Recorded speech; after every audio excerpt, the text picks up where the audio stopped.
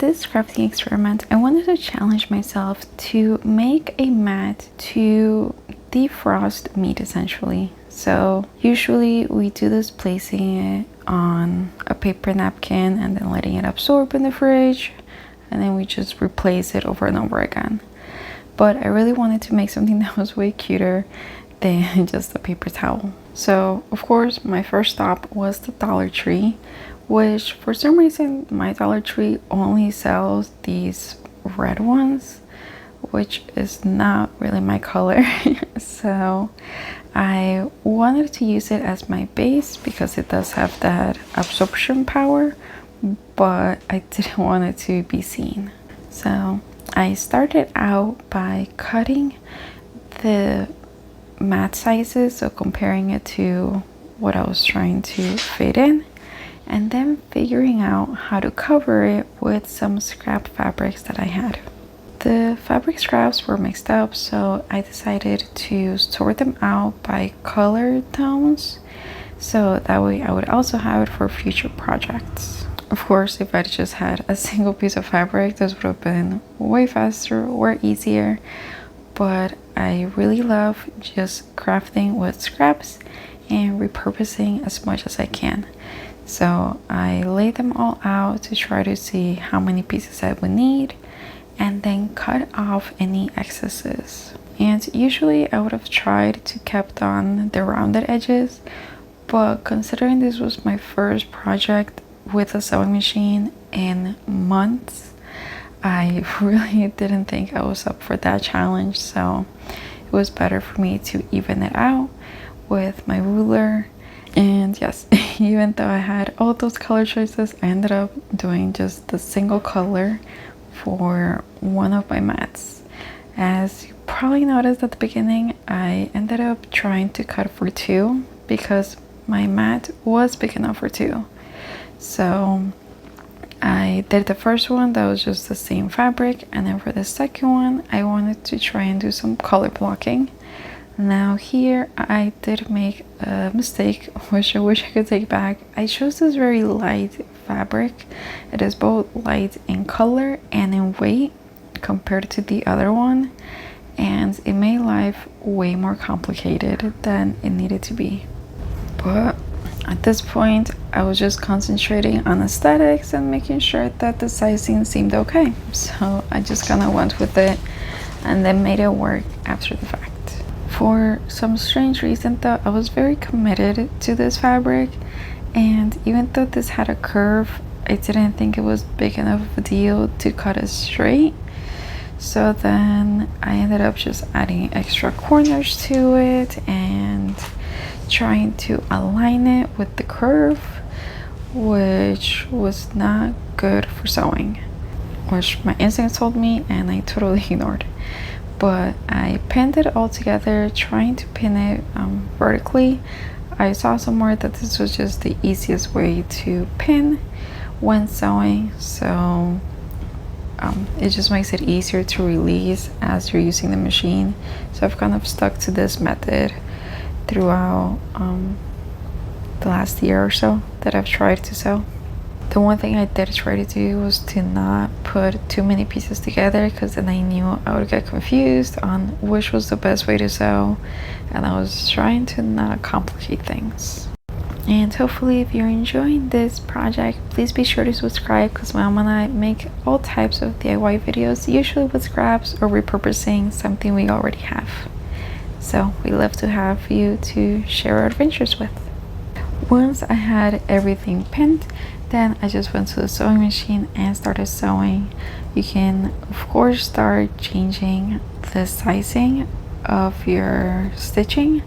I totally forgot that I could do that on my machine, so I just turned it on and started sewing at the smallest setting because that's what it was. So I went for it and it did work out, but when I made mistakes, it was way harder to take it apart than it needed to be. I tried sewing things in batches, so I first tried sewing all of the pieces together and then going to the next step. But when I was sewing this little blue fabric, I could tell that it was going to be a bit of a mess. just because of that curve I left. It was like probably a 1/4 inch that was making it a big deal. And when I was sewing, it was very hard because, again, I haven't done that in so long. There's so many things I didn't think about. So like when I sewed it together, I didn't think about like all of the excess of me not trimming the edges all the way and how that was going to look at the back, because I picked such light colored fabrics.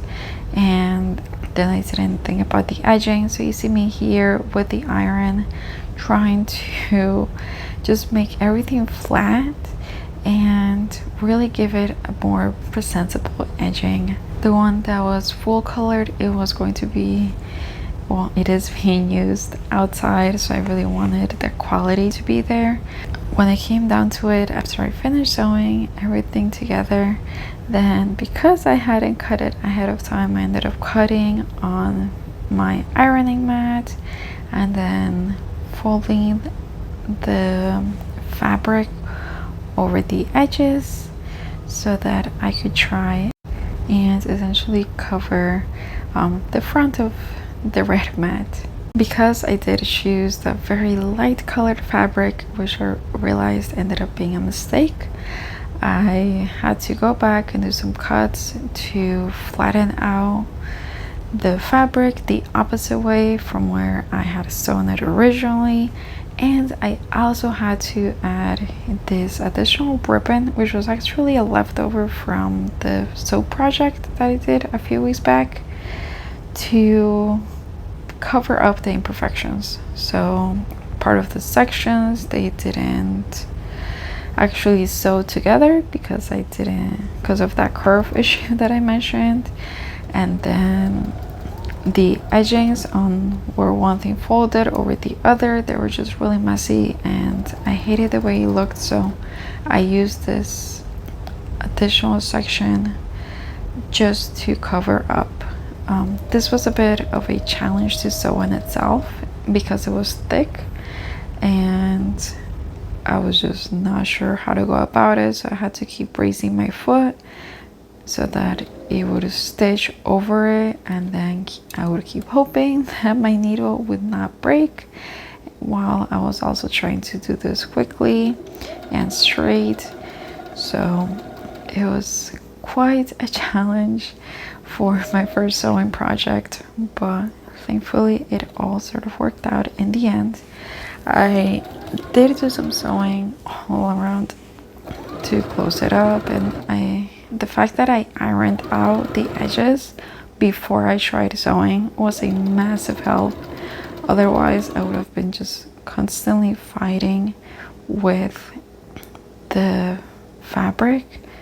But even then I did have imperfections where things didn't sew properly, so they were still bad looking. So I did have to do some restitching and then do some hand stitching because everything was floating. And like I said, this was something that, even though it's just for my home, I wanted it to still look like it was a quality product. So I went back and I hand stitched all of the borders of my more ambitious project, I guess you could say. So it was pretty time consuming. I was not really thrilled about it at this point, but it was still, I could at least see more or less how it was going to look in the front, which kept me interested and excited to finish it and just see it in use. And now that we have these, we can actually put the marrow bones to defrost while it doesn't look chaotic in the fridge. So overall, I'm extremely happy with the project. I know that technically for my purposes, I could have just bought a drying mat from any store, but why not repurpose and make something nice? Crafting is an everyday opportunity, so why not seize the moment, I guess. If you'd like to see another project for the kitchen using scraps, be sure to watch this video right here with my mom. Thanks for watching.